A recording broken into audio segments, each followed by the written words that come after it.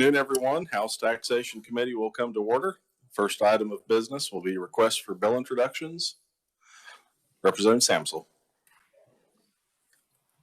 Thank you, Mr. Chairman and committee. Good afternoon. One bill introduction, please. It's 22 RS 3549. It's from the Osawatomie State Hospital. We have a volunteer group out there called Friends of the Mentally Ill. They provide food, Bibles, activity packages for patients and others, and they've asked for tax exempt status if this committee would deem it appropriate. Thank you. Thank you. Committee, are there any questions? Any objection? Seeing none, the request is approved. Thank you.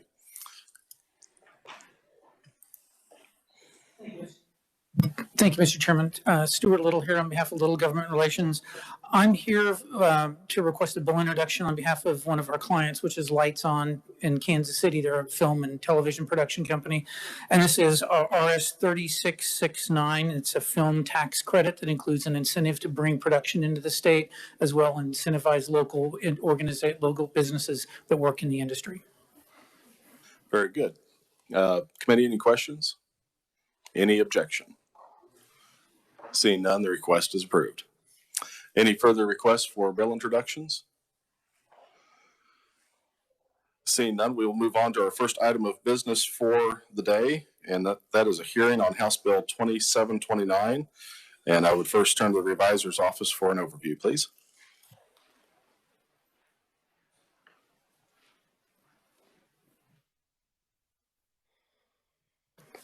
Thank you, Mr. Chairman. House Bill 2729 would provide for a property tax exemption in the amount of 50% of the first $200,000 of such property's appraised value. If such property is owned and used as a homestead of an individual or individuals who are 65 years of age or older, and the property was used predominantly as a residence for 10 consecutive years.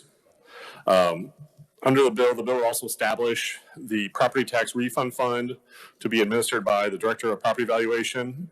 County treasurers would, on a monthly basis, submit the dollar amount of the exemptions approved, and the director would refund such amount to the county.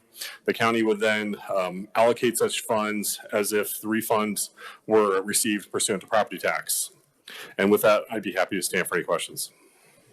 Okay, just for clarification, the taxpayer will not have to pay the full amount. They will pay the reduced amount, and then the county will be reimbursed from the state. That is correct. Okay, thank you. Committee, are there any questions for the revisor? Representative Kelly. I probably should have read deeper, but where does the money come from for the reimbursement? I believe it's just state general fund. The state general fund.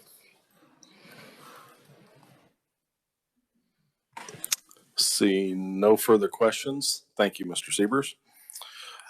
This time I'd like to welcome Kathleen Smith, kind of a newbie to the committee, but she'll address the fiscal note. Mr. Chairman and members of the committee, Kathleen Smith with the Department of Revenue. We are estimating that House Bill 2729 would decrease state general fund revenues by $119.3 million in fiscal year 2024, $124.1 million in fiscal year 2025, and $129.1 million in fiscal year 2026. To formulate our estimates, we did look at census data. Census data provides that there's around 221,000 owner-occupied housing units of those that are 65 or older. We made the assumption that 50% of those 221,000 would be in their homes for at least 10 years, therefore then making them eligible for the exemption. So we came up with 110,648 people that would actually qualify for the exemption. We did use a median home value of 145,000. Again, that is census data. And so the estimated average value of the property tax exemption was $1,119.27. With that, Mr. Chairman, I would stand for questions. Thank you, Kathleen. Representative Schmidt. Thank you, Mr. Chairman. And Kathleen, I don't know if you're the one to answer this, but we do have the law now that there's a notification about property tax increases, correct? I mean, if the dollar amount increases because of, I assume this is because of valuations rising for homes. So we have to have a hearing if the amount goes above a certain level. Is that correct? I might answer that one. The revenue neutral rate that we worked in Senate Bill 13 from last year that is now law is completely separate from the individual taxpayer's statement. Assuming that statement would still show all of the levies and the full amount of taxation that would be required. It's just when they went in to pay it under this bill, they would receive that cap or the reduction amount, as the way I read it. The provisions from Senate Bill 13 with regarding the levies, the revenue neutral rate would still be in place. I'm not sure if that answered your question or not. But. Not exactly. So if the revenues rise, as they will because of higher valuations, that means there has to be a hearing, or are we locked in at that level? Well, I think we're off of the subject of this bill. If revenues rise, essentially, Senate Bill 13, if your valuation rises, the mill levy has to decrease to match the same dollar amount. Okay. If the local government adopts a budget that's more than that, that's when they have to have the hearing. Okay. That's the point I'm getting at, is that if that's the case, the point of this, I assume, is to alleviate the increase in property values. So that may already happen based on Senate Bill 13, would it not? No, the values will still be, the valuations will still be what they are. This just offers a refund for the qualifying individuals to receive a refund for that amount. Their valuation is still going to go up or down based on the market the way it is now. Right, but they're not going to pay the same tax. But based on this bill, they would not pay, they would get a refund. Yes. But based on Senate Bill 13, they would not get a refund. Yes, they would. Why don't we talk offline? We're getting a little bit down a different rabbit trail. Sorry about that. I'll be happy to visit with you afterwards. Are there any questions for Department of Revenue? Seeing none, thank you, Kathleen. And now I'd turn to the proponent testimony and welcome first to committee the distinguished Representative Mason.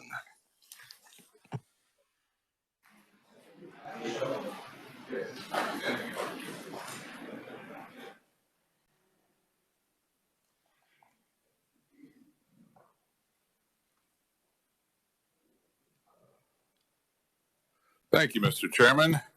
Les Mason from the 73rd House District, which is McPherson County and also known as God's Country. I'm happy to be here to lend support to this House bill. I first became aware of and intrigued by the what I'm going to call the Colorado model about a year ago, and we discussed it at some length in our special committee last fall on taxation, the joint committee between the Senate and the House, and I think it's worth exploring. We have some statutes now that provide relief to seniors. We have the Homestead Act, we have the Safe Seniors, and we've had some other iterations of potential, like the golden years or whatever they call it. And I think this one is worth looking at. What it does essentially is it provides, as the revisor said, 50% reduction on your appraised value for that first $100,000 house. So that would include a lot of Kansas homes because our property values are not as crazy as Colorado. But the good point here is that I think because of that 10-year period, it ensures longevity. The people would stay in their house for a longer period, or it would encourage them, let's say they've lived in their home for 9 years, 8 years, something like that, and they're looking at this reduction within a couple years, they may just be encouraged to go ahead and stay in their home. So I think we're all looking for ways to make it more affordable for seniors to stay in their homes, for seniors to stay in Kansas. And with that, I will be happy to answer any questions. Committee, any questions? Representative Highland. Thank you, Mr. Chairman. Thank you for coming, Representative. Mike, Do you qualify if this passes? do I qualify? Barely. Thank you, Mr. Representative Gardner. Thank you, Mr. Chairman. Representative Mason, interesting idea. My question is, did you consider at all an income allowance or an income cap on No, this the at Colorado all? model doesn't look at that at all. And I know there are some major differences between us and Colorado. For one thing, their property values are crazy. Yeah. So I don't know if we would need to gauge that down. These are the numbers that they've used in the Colorado model, the 50% of the first $200,000 value. And I think that's all negotiable.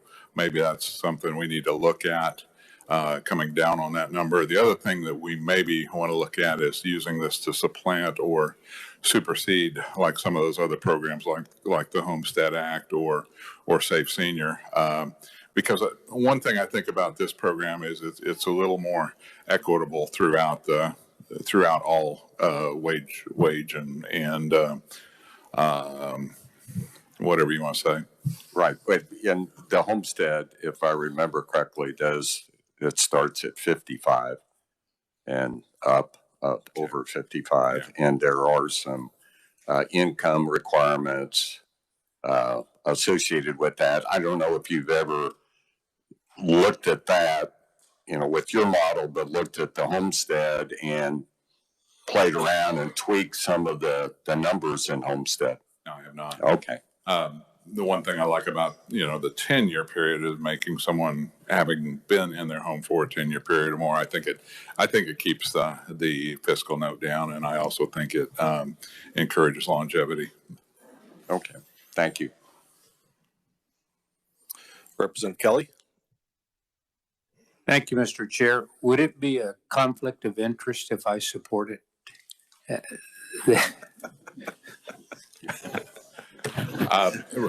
Representative looking around the table, I think the vast majority of us qualify. Any further questions, committee? Seeing none, I just have one final question. Since this is a Colorado model, have you considered any perhaps new source of revenue that could help offset the fiscal note? I think that would require a joint committee.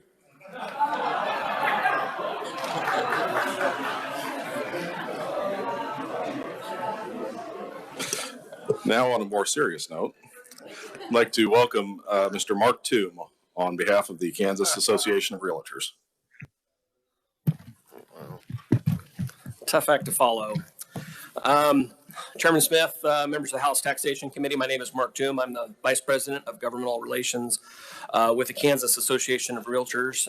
Thank you for allowing us to testify in support of 2729 legislation that reduces the property tax burden of Kansas homeowners. I'm sure as you hear from your constituents and poll and surveys that property taxes is certainly one of the most disliked taxes in Kansas. And I appreciate you guys taking a look at this important issue this legislative session. And also, you'll be looking at another provision dealing with the Homestead Act tomorrow in Senate Bill 282. We're certainly supportive of that effort as well.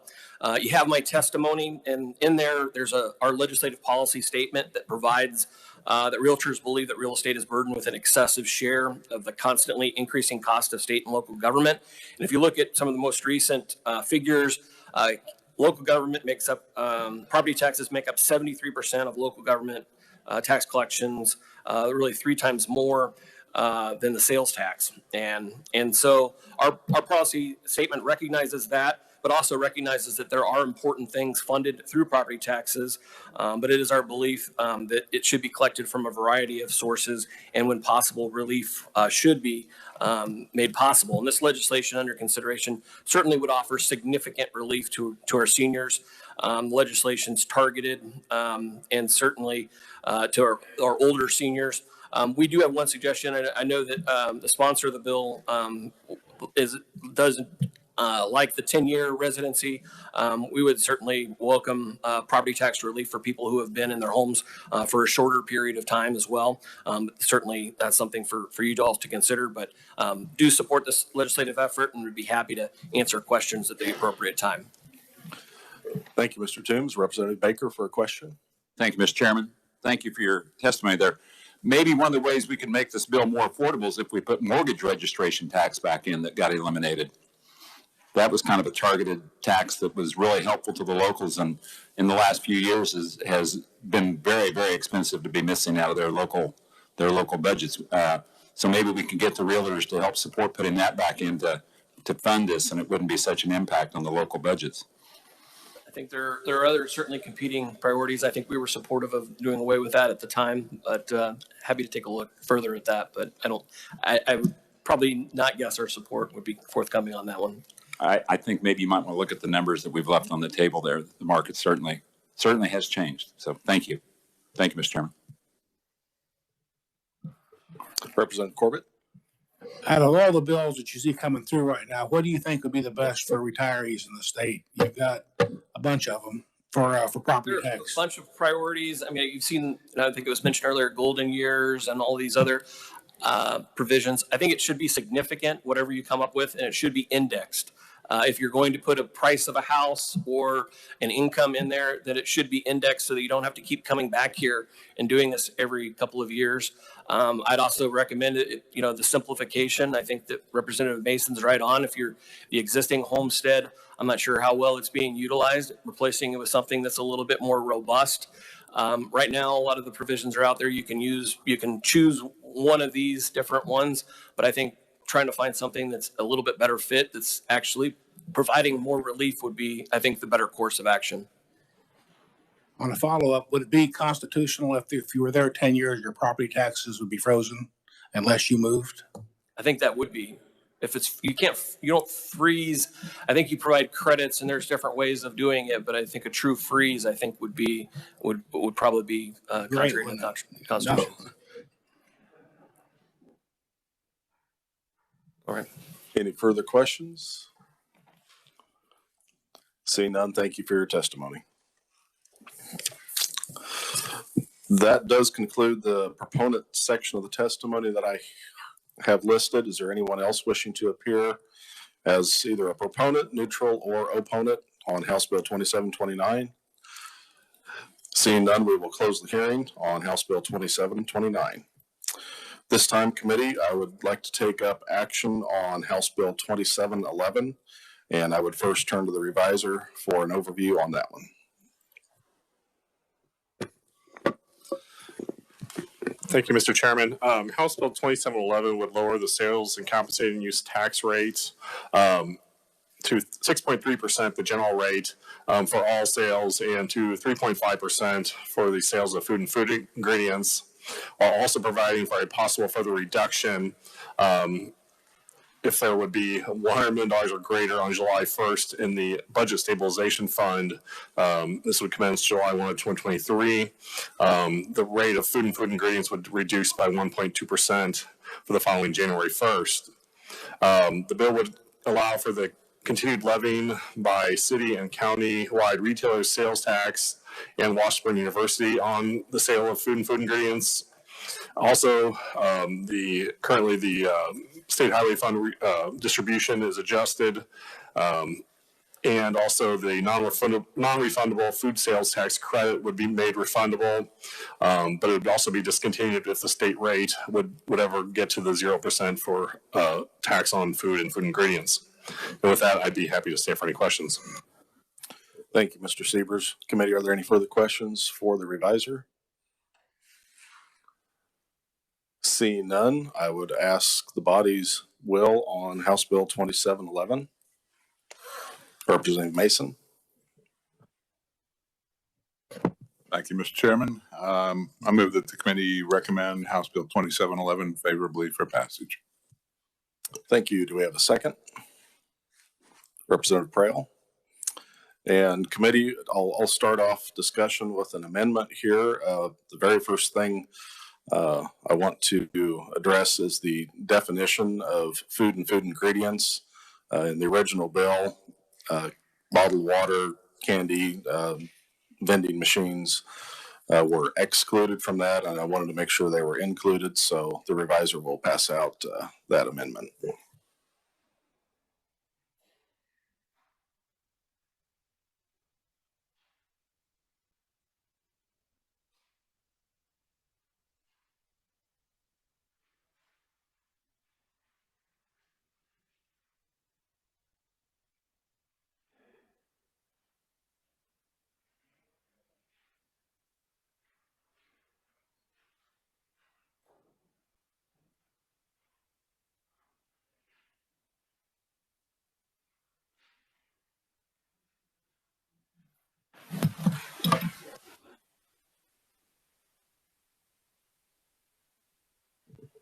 Again, this is kind of a technical amendment, follows along with what was consistent in most of the other food sales tax bills that we heard this year. It was just an oversight on my part. When the bill was drafted, I didn't catch that. So be happy to stand for any questions on the amendment. Representative Baker. Oh, first of all, we need a second on the amendment. Representative Gartner on a second. And Representative Baker. Just a quick question. What does this do to the fiscal note? I did inquire on Department of Revenue because they estimate they use a general 15% of sales to go toward food. They said that it was negligible on the amount, so I did not quantify that. All right, thank you. Any further questions? Seeing none, I will close and move my amendment. All those in favor, please say aye. Aye. Any opposed? Motion carries. We are back on the bill, and I'll open it up for discussion. I will go ahead and offer one more amendment that I had. This is to reset the state highway fund factor rate. I think as it exists in the bill, it's 17.619. And I like nice round numbers, so I'm just going to change that to a flat 18. I'll ask the revisers to pass that out, and I'll explain it a little bit more.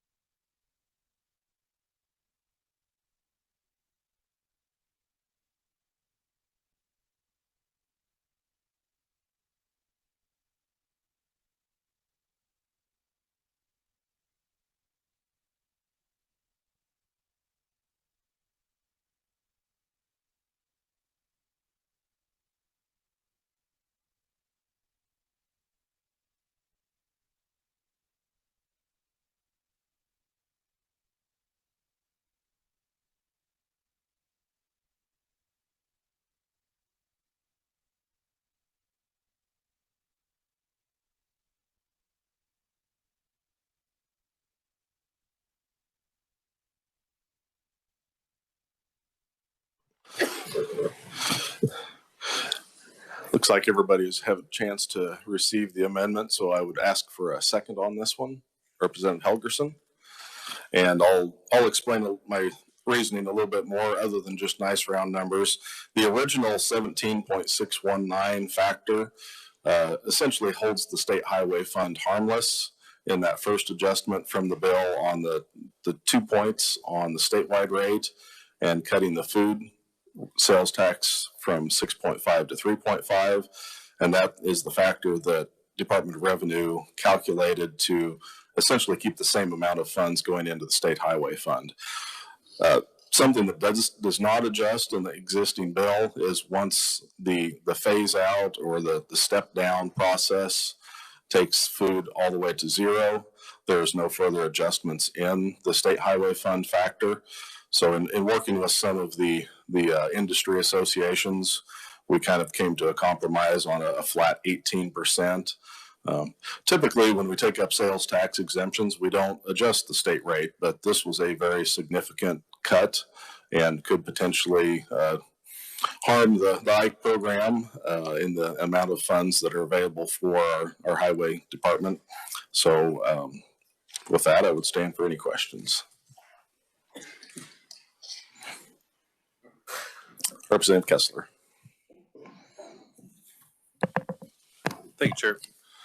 On page 16, where that just above that 18%, where the 6.5 is scratched and the 6.3, can you explain that one to me? This is the section of the statute that changes the statewide rate.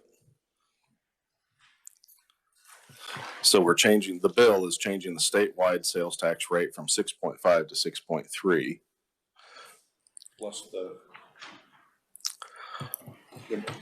Well, perhaps I'm not understanding the question. Plus the food. Yes, plus the food. The food is in a different section, but the rate for the state highway fund is contained in several different sections. That's why we've got multiple locations where that 18% is shown in that balloon. Thank you for that explanation. I was just wanted to be clear that this is reducing the state rate as well as reducing food sales tax. Yes, the underlying bill does. Yes. Any further questions? Seeing none, I will close and move my amendment. All those in favor, please say aye. Aye. Any opposed? Motion carries. And we are back on the bill for discussion. Representative Gardner. Thank you, Mr. Chairman. I do have an amendment. Let's do the rates first. Might have two amendments. Yeah, and as Adam's passing it out, I'll go ahead and start explaining what the amendment does. The amendment basically, if you'll go back on page 16, the balloon, it takes, in the existing bill, it reduces the overall state sales tax rate from 6.5 to 6.3. In my amendment, that would put the sales tax rate, it would be back at 6.5. So I'm eliminating the 0.2% reduction with that balloon. And the reason being is I believe that when you spend $100 and you save 20 cents, no one's going to pay any attention to that. You can say you cut their sales tax rate, but if they don't see it, I think it would be more important to take that money and move it over and adjust the sales tax on food rate additionally. So, well, that's my first comment. It moves it back to 6.5. That's about $134 million that I'm going to utilize some of that money in reducing the sales tax on food additionally. Thank you. And we have was that a second from Representative Helgerson on the amendment? It appears everyone has had a chance to get a copy of that. Is there any discussion on the amendment? Do you want me to further explain, yes, go ahead. Mr. Chairman? Now, if you go back on the first page, the balloon, basically, we're going to cut the sales tax on food by 4.5%. So it will go from 6.5 down to 2%. You see where the 2% replaces the 3.5. Moving on down, that would leave the 2% on the sales tax on food that we would want to continue to decrease.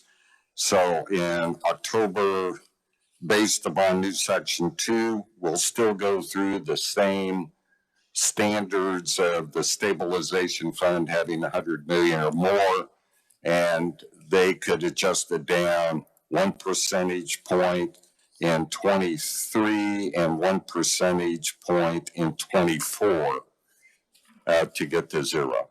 So I believe it should be October 2024 would be the date that if everything, we had the money in the stabilization fund and they deemed it responsible, we'd be down to 0 at that point in time on sales tax on food. And I picked October because if you remember, they make this decision on line 30 on new section 2, July. we need that 60 to 90-day window for KDOR to implement. So I picked the first month of the last calendar of the calendar year. So, Mr. Chairman, I think I probably confused everybody, but I'll stand for questions. No problem. Committee, any questions? Yes, Representative Schmidt. Thank you, Mr. Chairman. So this would get down to zero by 2024 is what you're saying. Is that correct? I believe so, Representative. Okay. And it would still be based on the stabilization fund? Yes, sir. And you would not reduce the regular sales tax. You would keep it at 6.5. I'd keep it at, that's what this amendment is doing, is keeping it at 6.5. Okay, thank you. Representative Highland. Thank you, Mr. Chairman. What does this do to the fiscal note? It should, Representative, it should lower the fiscal note. Just going from 134, I believe that was the fiscal note on the 0.2%. And I believe my projection has the extra 1.5% reduction is about 110 million, 111 million. So that would be what, a $24 million, hopefully, savings. And the savings by increasing back up to the 6.5. Right. The two together. Right. Right. Okay, thank you. And I'll have another amendment shortly that will even save more additional money.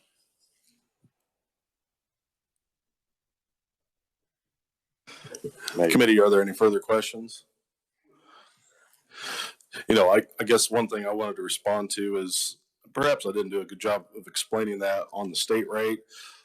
Last year when we implemented the marketplace facilitator, we've heard several conversations in this room over the years about trying to remove sales tax exemptions, doing anything we can to broaden the base and lower the rate.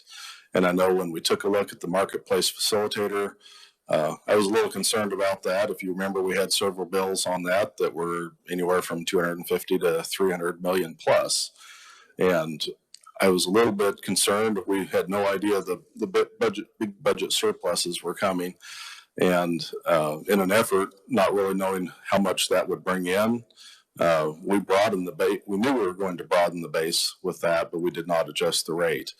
And now that we've had a year to almost a full year to analyze kind of the revenue stream from the marketplace facilitator, the overall cut in the state rate was trying to adjust for that, because Kansas at 6.5% is 9th highest in the nation on our state sales tax rate, just the state rate.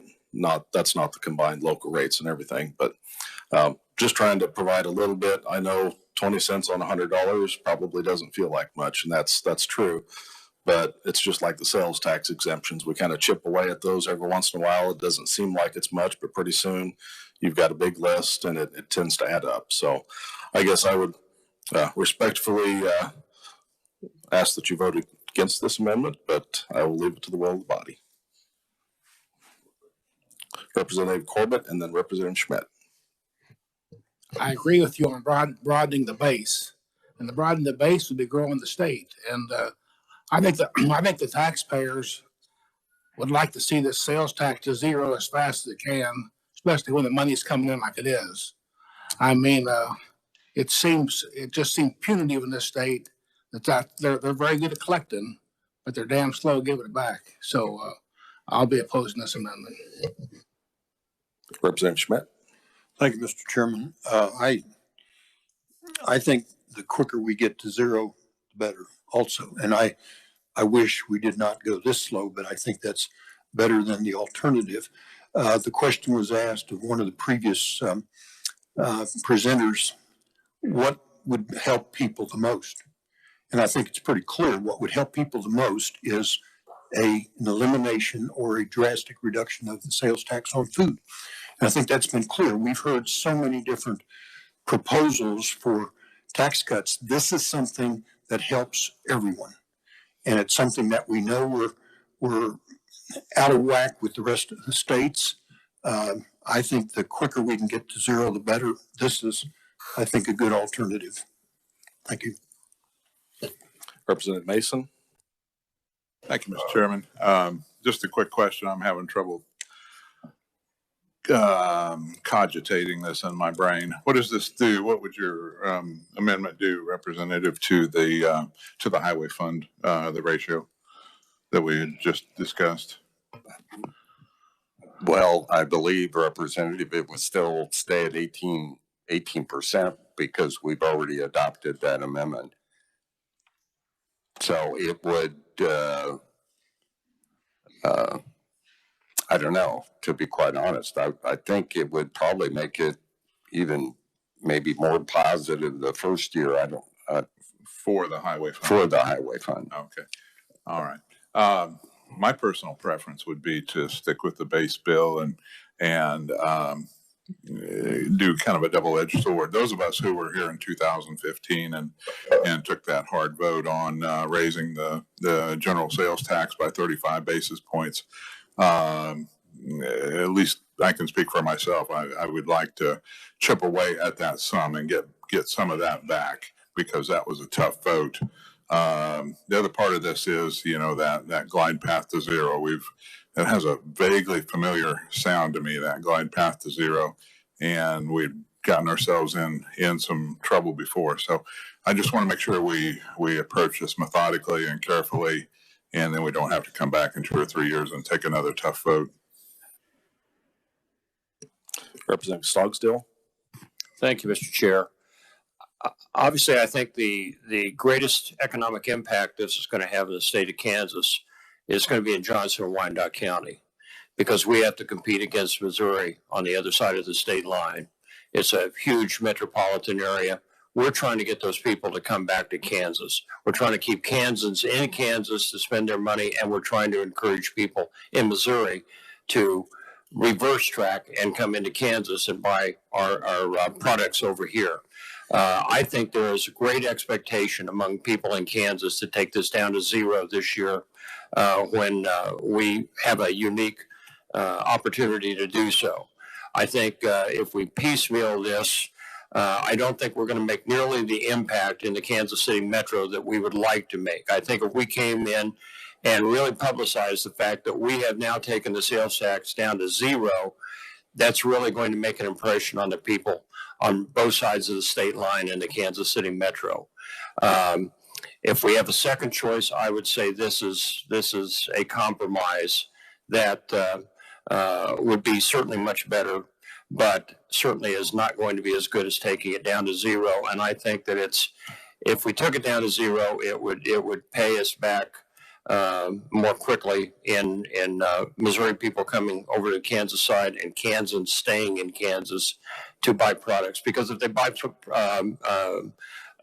groceries in Kansas, they're liable to stay and buy gasoline, and they're liable to stay and buy other things in Kansas, or vice versa. Just like right now when Kansans go on the Missouri side, they not only buy groceries, they buy gasoline, they buy other products. We need to do something, I think, rather dramatic to get them to reverse that trend and bring more business into Kansas. So thank you, Mr. Chair. Representative Gardner, did you want to respond? Yes, Mr. Chairman. I just want to, I guess, respond from the standpoint of the reduction in the sales tax, overall sales tax. I agree totally. That's probably where we ought to go at some point in time. Broaden the base, lower the tax. We've been listening to that for the last 5 years since I've been here, all going on 6. And really, the way to do that, I always thought it was that you have to do something significant. Even when I introduced the bills on sales tax on food, reducing it 1% a year, it wasn't significant. I mean, I'm not sure people would even notice it. And when you look at 2/10, I mean, let's put that in perspective a little bit. $20,000. I go out and buy a new car for 20, or a used car, I guess, for $20,000. I save $40. You know, I save $40. And if I can decrease the sales tax on food, even to 4.5% on this first go around, I save $324 annually for my family. At full 6.5%, if you spend $600 at the store monthly, you save almost $500. That's where it really has an impact. Not the $40 that you accumulate of all your retail, everything you're buying at retail, and you say $40. I mean, let's really think through this a minute. I mean, who really gets the benefit? And in this case, sales tax on food are the folks that need to have this benefit. Especially, don't forget, the other day it's 7.9% inflation rate, and it's going higher. So the quicker we can get to 6.5 to stave off the hurt that's going to be happening to our families, the better, in my opinion. Mr. Chairman, I think that's probably enough for me. Representative Bergkamp. Thank you, Mr. Chairman. Just to make sure I have this right, this is just a state sales tax. There's still going to be local sales tax, correct, for groceries. So if you're in Shawnee County or Johnson County, right. I guess people shouldn't be misunderstood that they go to the grocery store and pay zero sales tax, because you're still going to have 2 to 3% depending on the county that you're in. You know, I think, Representative, that's been pretty much out there in news releases. I know most of the people I talk to, my constituents, still know they're going to have the local rate that they're going to pay. Instead of 9.5, they're going to pay 3.5, depending upon if we go down to 0. Yeah, okay. And just one further comment. I know that 0.2% doesn't seem like a lot, but to me, sometimes the first step is always the hardest. So I think it's just getting the momentum going in the right direction is a good idea. So I support that idea. Thank you. Representative Baker. Thank you, Mr. Chairman. One of the things that everybody in the committee needs to remember is the grocery business is competitive. And when you have to charge your customers 4, 5, 6% more than the guy across the state line just on groceries, that's a real disadvantage. Right now, they're going there to buy fuel. I think those in the metro Kansas City area, you can slip over the line there to is that correct? I think up there by Leawood, I think that's kind of an expressway going over there to fill up Missouri. And of course, we know they have $2 chuck over there at Trader Joe's. That's not available on the Kansas side either. But we have some real disadvantages already in Kansas. This is an opportunity to help remove some of those disadvantages. As the representative from Shawnee said, we need to get people to stay here in Kansas and shop here in Kansas and make them more competitive to keep people living in this state, shopping in the state. So coming out of that industry, I will tell you, it's a competitive situation. And if you want these stores to be here, you got to compete. You can sit here right now and think of all the stores that are gone, all the Fleming stores that are gone, all the Safeway stores that are gone. The list goes, I mean, we've just lost a Hy-Vee store over in Lawrence. And you have, how many did you lose down in Sedgwick County? You just lost some down there too. I think you've lost a couple down in Sedgwick County, isn't that correct? Here in the last month or two. We've lost unbelievable amounts of grocery retailers. Highway 36, essentially they've lost almost 70% of their retail grocery stores. Not a problem if you don't live in that town. But when you do live in that town and you miss all those sales tax dollars coming in from that supermarket, all those property tax, remember, the property tax that a supermarket pays is a commercial rate. And most of the supermarkets are not in a TIF district or a SID or whatever, Star Bonds or whatever funky thing you come up with. Most of those are established businesses. They're paying the full board. In my town, those retailers on commercial property pay 6% property tax. That's a pretty big number. So as you run them out of business, which feels good and tastes pretty good right here, I will tell you, your constituents aren't going to be very happy when they get that property tax bill and it goes even higher. So that's my spiel. I want to see it go to 0. I don't think there's any secret about that because, number one, I am a bad loser and I love to compete. And I think there's several in this room that are athletes from years past. And I hate seeing the state of Kansas continue to come in second place to everybody around us. Oklahoma is doing this bill bipartisan. Democrats and Republicans carrying it together, taking it to zero. What happened here? Thank you. Representative Hogerson.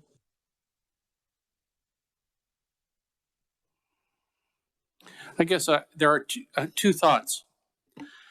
First, I think all of us in our own minds have an idea of how much money we can afford in tax reductions with this windfall that we've received.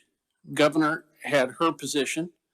And what is the effect of the two bills, of the amendment in the bill? Was it $100 and some million first year? Can I ask a question? Where are we at on fiscal notes for this? For the original and for the amended? Anybody know? Hold, see if research can pull that up right quick. Are you asking about the first fiscal year, like fiscal year 23? Where are we at right now? No, for the original bill, what was the fiscal note? What are you defining as the original bill? Yours. 2711, the original bill, I believe it was 336 million. It's fine. The bill as introduced had a state general fund impact of negative 336.2 in fiscal 23 and an all funds impact of negative 333.5. In fiscal 24, the SGF was 431.1 and the all funds 437.8. In fiscal 25, the SGF is 517.8 and all funds is 540.3. And in fiscal 26, the SGF is 605.0 and the all funds is 643.4. Yes. And Jim, your amendment is how much? Ballpark? Ballpark.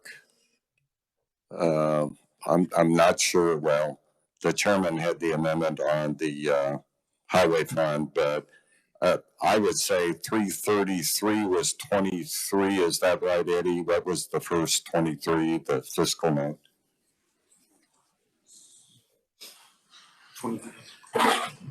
23 was negative 333.5 all funds. This should come in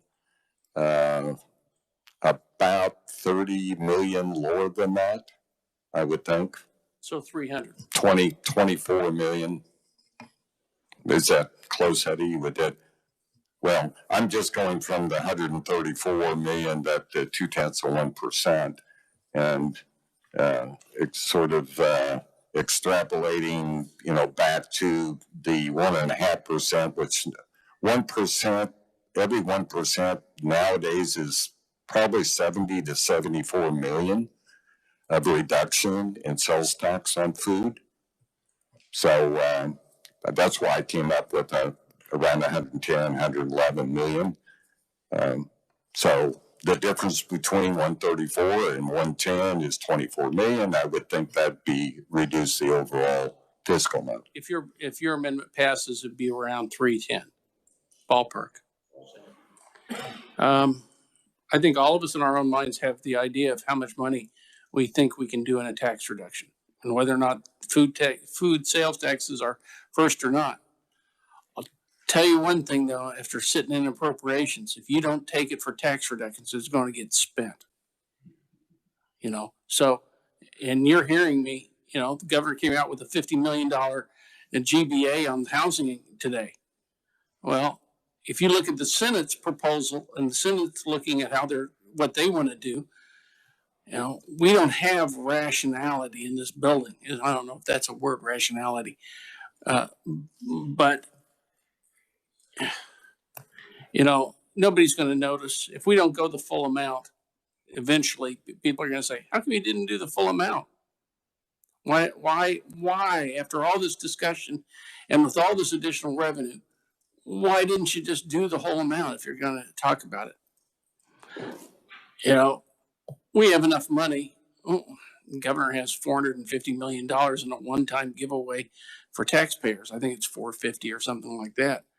You know, we could do all of it if we want. If we do it one stage, that's fine. I mean, one stage meaning one part this year, another part next year, and another part in the year. But my fear and my concern is there are a lot of people out there that want to spend every penny, and that you won't get a chance because they'll try to spend it in other ways. So, good luck.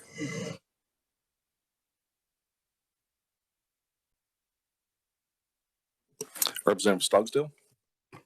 Yeah, I just want to remind people too that, you know, when we're competing to get people from Missouri to come into Kansas and spend their money, they are still spending, or they're still paying city and county sales tax. That's more money coming into our cities and our counties. So, and again, it's a real competition in Johnson and Wyandotte County, and we're losing it to Missouri right now. I agree with the representative just spoke about taking this down to zero while we've got it. I think it would pay benefits for us many times over, and that would be my choice. Thank you. Any further discussion? Seeing none, Representative Gartner, you may close. Thank you. Thank you, Mr. Chairman. You know, let's just remind ourselves, Missouri, I believe, is 1.225, Nebraska 0, Colorado 0. I think Oklahoma is working on going to 0. And what are we doing? You know, we're going to lower it 3%. Does that make us competitive? I don't think so. I mean, my first priority, my constituents, I went to the well last week. You heard me when we were talking about the deferred, the capers payment, is sales tax on food and COLA for the retirees. This is my first priority, is get the sales tax on food. That's what my constituents have told me over and over again. So, you know, with that, I really, I want you to think about, we have an opportunity here today to do something at least pretty special to get the first wave of 4.5% reduction the first year instead of 3%. And I think that's a big first step. And I would urge you all to think about that and how it's going to impact your constituents, because you're going to have to answer to them. When you go back home this year, you're going to have to, they're going to say, what'd you do with that sales tax on food? Well, you know, we lowered it 3%, or not at all. Who knows? With our situation, what we go through, who knows what the Senate will come up with. But anyway, I urge you to give some thought to this. I would appreciate your support on this amendment. Thanks. Committee, you've heard the Gartner amendment. Those in favor, please signify by saying aye. Aye. Those opposed, no. No. The noes appear to have it. The noes do have it. The amendment fails. We are back on the bill. Any further discussion? Yes, Representative Corbett. Okay. Mr. Chairman, I have an amendment. Do you want to briefly explain that while they're passing it out, or wait until they're done? We'll just wait till everybody gets a bite of it.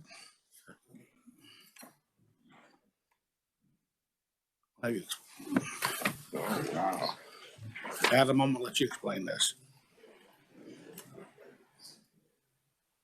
This is for you. Second. This is for Happy you. to second this. Okay.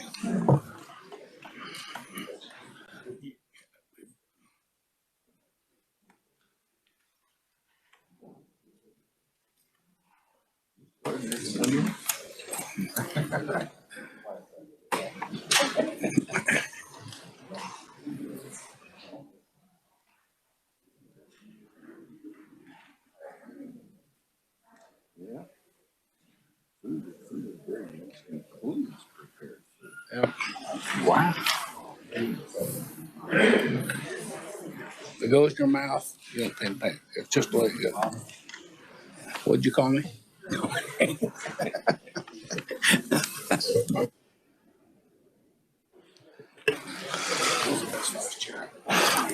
Okay, Representative Corbett, it looks like everyone has a copy of the amendment. If you'd like to continue. This bill kind of really helps the Johnson County border area. Takes the down to zero on food, prepared food, and I think we don't do hardly anything in here to promote business, and I think it's a good start. I mean, we want to get food down to zero. We want to help be competitive with our neighboring states. It's a good start. I urge your support, Chairman. Okay. Do we have a second on the Corbett amendment? Second by Representative Helgerson. And further discussion, are you ready for questions? I'm ready for questions. All right. Any questions? Representative Gardner. Thank you, Mr. Chairman. Representative, okay, let's go through here. You're taking the sales tax on food down to zero? Yes, sir. Yes, sir. And you're also including in that prepared food. Is that the way I read this amendment? Yes, sir. Do you remember the fiscal note on prepared food?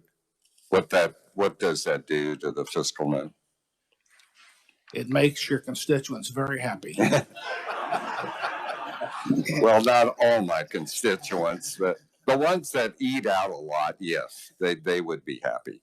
A lot of my constituents don't eat out a lot. But I believe it was $271 million, if I remember correctly. Someone could check me on that. I have a pretty good memory, but I believe it was that. I like the zero. I like that a lot. I'm not sure on the prepared food, Representative, but. Do you know how many restaurants we lost during the last? I know my son owns 2 of them. Yes. Well, I think it'll be a good shot in the arm and help maybe get some of them back. And like we've heard testimony for the last hour, it would be nice once in a while for Kansas to be a little bit competitive on something. And this is a good start where you might come across and do a little shopping, maybe take a meal while you're over here. And I think you're going to draw a lot of people from across the border. It just depends whether you want to help your constituents in your restaurants. That's all we're talking about. Okay. This would take effect July of this year. Is that correct? I'm looking for a.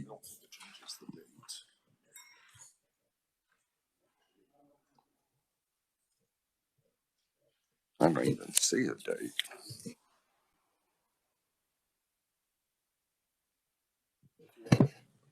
It's all in statute book. Okay.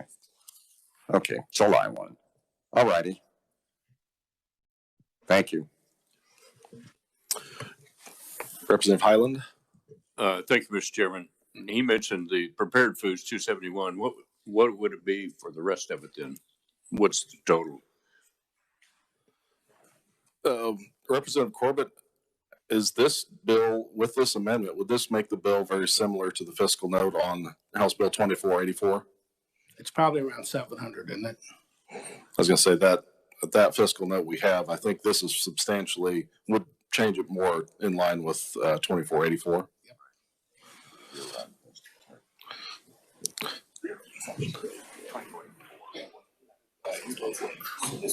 You can do it. Okay, do you want to reply to that? I'm going to ask research to just clarify just a little bit. The thank you, Mr. Chairman. The one difference is 2484 was effective January 1, and this would be July 1. So this would have 6 more months of receipts with the 0% rate on food, including prepared food. That bill's fiscal note, once fully implemented in fiscal 24, was an all funds reduction of 771.7 million, and then 786.6 million in fiscal 25. We had Representative Sanders and then Representative Baker. Thank you, Mr. Chairman. So Representative, I'm confused by your continued use of the phrase "a good start." So if this were to pass, we'd be at 0. Does that mean that then you would look to impose something on the local units of government to reduce their taxes if this is just a good start? I was hoping you might enjoy the Les Mason bill you heard earlier. Okay, I don't quite understand. Well, I mean, what a good start has to do with this. Well, right now, we are at nowhere for sales tax, for food tax or anything. We're not bringing anybody here. Most counties are declining in population. You're the third worst state to retire in. So anything you can do to get people to stay here, come here, spend some money before they leave, I think is a good start. So your definition of a good start is a good start on an overhaul of our entire tax policy. Oh, no. You need to come to a probe. This is just pencil dust. Thank you, Mr. Chairman. Representative Baker. Thank you, Mr. Chairman, for a second time. But I do appreciate this. I think you're right. This would really make an impact. We would get some credit for this. It'd make a big noise. Those stores, as they prosper and they have to expand, remember, they're paying commercial property tax, and that really tastes good when you get a socket to them.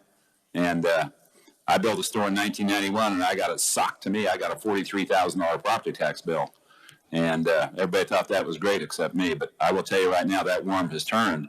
And when these guys come in and build these commercial buildings now, they sock it to you because you got to do it with star bonds, with TIFs, with SIDS. You got to get the taxpayer to pay to have those stores built. Matter of fact, the new model is they have the local communities own the facilities and the operators come in and only own the inventory. I think we saw that come through this committee here in the last 3 years. One of the communities needed a grocery store, and that's how they got it. They ended up taking all the liability. The operators are shoving that back, and you're going to see more of that in the years to come, I'm afraid, if we don't address that situation. But I think this is a really, really dramatic statement here, so we'll see how the vote goes on this. Thank you for bringing that. Representative Schmidt. Thank you, Mr. Chairman. Mr. Corbett, thank you for bringing this forth. I like the 0. I don't know about the prepared food. If I recall right, during the testimony, most of us said the neighboring states still tax prepared food. So it doesn't necessarily put us at an advantage. We're not at a disadvantage right now, if I remember correctly. And I do also know I have asked many of my constituents about the sales tax because that's the most important thing on their mind right now. As we are here in Topeka, they want to know what's happening to the food sales tax. And to a T, they say, take it to 0. And I said, do you want it for prepared food or just for purchased food in the grocery store? And they said, purchased food. That's what they want. One comment to that would be, if the areas affected, if the restaurants would pick up 10 or 15%, your grocery stores would pick up 20 or 30% of sales, increased sales, you're going to see more business develop. And I think your growth will far outrun what you're worried about on the sales tax on prepared food.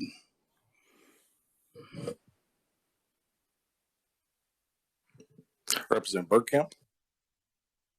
Thank you, Mr. Chairman. Representative, I guess when I think of people going to Kansas City metro area, from where I'm at, it's a lot of times maybe do some shopping at retail places, and then they'll go out to eat. In addition to that, is there a reason why you don't want to give maybe those other retailers a break when it comes to sales tax as opposed to just for food? this bill is always open for amendments. Thank you.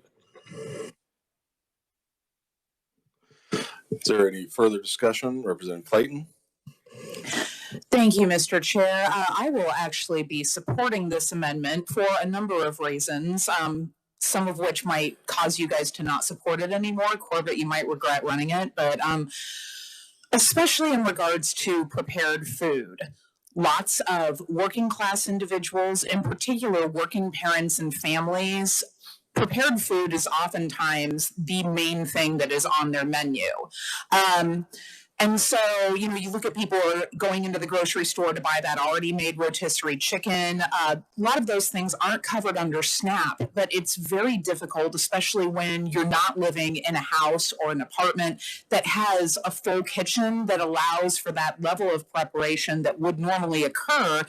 The grocery tax alone is not always the most meaningful tax reduction for working class families. We have a lot of working class families that purchase fast food as well. And while we might, in a past, thankfully, a senator who used to represent part of my district spoke against this type of tax reduction because he said that he thought it might make people fatter.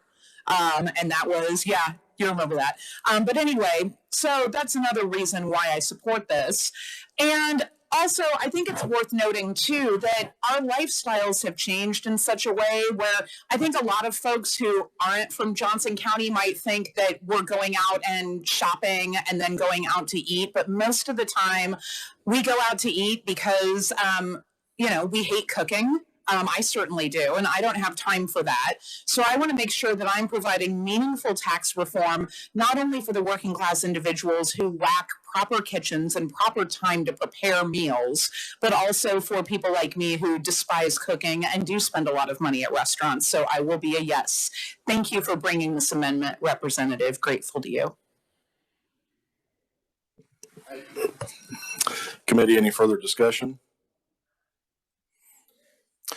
If not, Representative Corbett, I just had a few questions here. I did go ahead and pull up the fiscal note on 2484, and I did want to point out that one of the big differences in 2484 is we did not make an adjustment for the state highway fund. So the total fiscal impact on, if you're looking at the fiscal note on 2484, with the way the bill stands right now, it is adjusting that factor for the state highway fund. So most of that impact would actually go into SGF. Fiscal year 23 on 2484, fiscal year 23 was about 320 million. Fiscal year 24 was 772 million roughly. Is that, do you concur with that? Is it, or you did not intend to adjust the state highway fund in your amendment, did you? I have nothing in this amendment. Nothing in this amendment referencing the highway fund. Okay. My second question is, assuming a rough fiscal impact of, let's call it $750 million, do you remember what the fiscal impact was in the 2012 tax cuts? No, sir. Okay. If I remember right, it was around $700 or $800 million. It was kind of around the same number.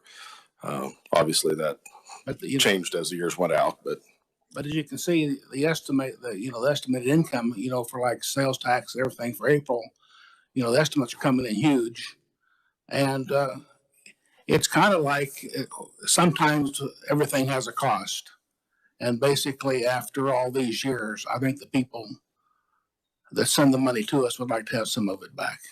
That's kind of where this is headed, I guess. I mean, this is a good bill, a good amendment to give. I'll put a little money in everybody's pocket, do a little bit of pro business, and I think will grow itself into it. I think it's a good amendment, but we'll see here in a few minutes. Yes. Representative, my only point was, and trust me, I actually like the amendment. I'd love to go to zero.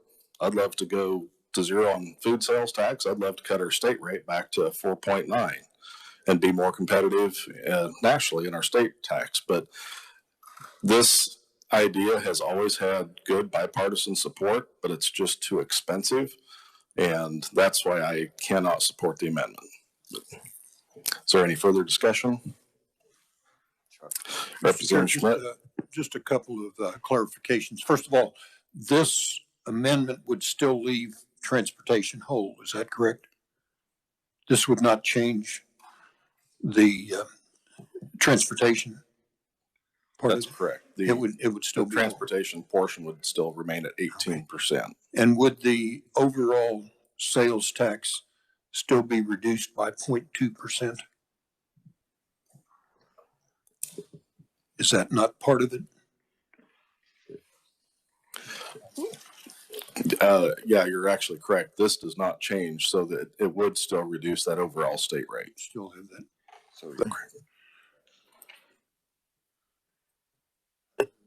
So I would just like to state that I could support this if I don't think we should drop the 0.2%. And I don't like the prepared foods. Otherwise, I like the amendment. And I don't know. I may even vote for it. Representative Epley.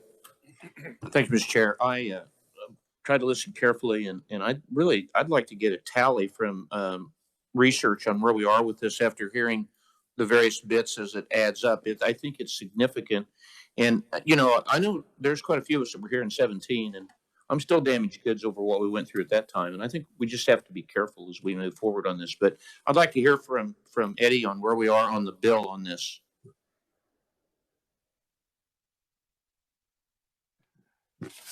So it's my understanding that this would take the food rate immediately to zero upon publication in the statute book. And also that would include prepared foods. The rate for all other sales tax items would be 6.3%, and the highway fund percentage would be 18%. I believe this would function also to, in essence, immediately repeal the food sales tax credit, since the food rate would be at zero. I do not have a full fiscal estimate for this version, though.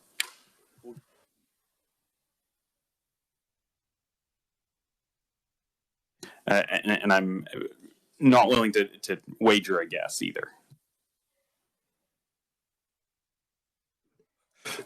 Yes, Representative Gardner. Thank you, Mr. Chairman. Eddie, so presently in 2711, with the amendment, we're up to 18%, correct, on highway fund? Yes, that is correct. So this isn't addressing that, so it would still be 18% if the amendment passes and the bill moves forward, correct? Yes, that is correct. Okay, thank you. Representative Baker. When you do that fiscal note, be sure and factor in the number of stores that will probably be closing because of the changes in Oklahoma and the escalation in food prices. That's going to make the numbers are going to be really hard to come up with because of the inflation factor we're seeing in groceries right now. It just makes this bill that much more important. So, but be sure and figure out the negative impact of those big stores as they lock up, and that's thousands and thousands of employees. And I'm sure we'll be hearing from them in the weeks ahead too, because those grocery stores employ a lot of people. Thank you. Right, because we're not making an adjustment for that. Right. Yeah. So, well, I hate to keep. Thanks, Mr. Chairman. I'm just still. I'm concerned now about the highway fund being at 18%. I think it's under this amendment. I think it's going to have to be adjusted, or would have to be adjusted. Is that correct, Mr.? If you would want to hold the highway fund harmless for the additional, I'm assuming you're talking about the prepared foods. Right. You'd have to adjust that factor there to account for the change in revenue to the highway fund. I'm not sure what that would be. If we could calculate that on the fly, that'd be roughly 200 million. It could be close to a full percent. Is there any further discussion on the Corbett amendment? Seeing none, Representative Corbett, you may close. Thank you, Chairman. And this is probably very, very seldom in a tax committee you actually get a chance to do a tax plan that actually would help every person in the state and maybe grow a few businesses and save some. And for those people who are in business, every day is a challenge, whether it's the 700 million or just opening the door and turning the lights on. So once you understand that, this is a good amendment, and I think it'll be good for Kansas, and I move my amendment. Committee, you've heard the motion by Representative Corbett to approve his amendment. Those in favor, please signify by saying aye. Aye. Those opposed, no. No. The noes appear to have it. The division's been called. All those in favor, please raise your hand. 2, 4, 5, 6, 7,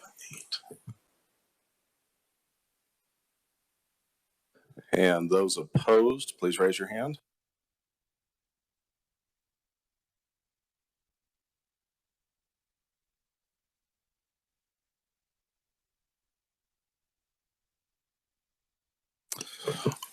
With 8 voting in favor and 12 against, the motion fails. Does anyone wish to be recorded? Representative Corbett, Representative Stogstill, Representative Clayton,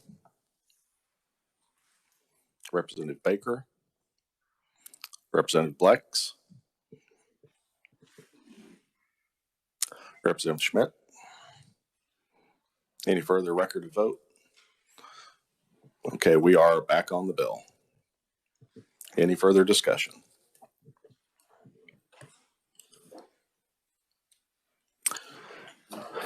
Seeing none, Representative Mason, before you close, I would just like to reiterate, reducing the sales tax on food has been an issue every year that I've been down here and long before that.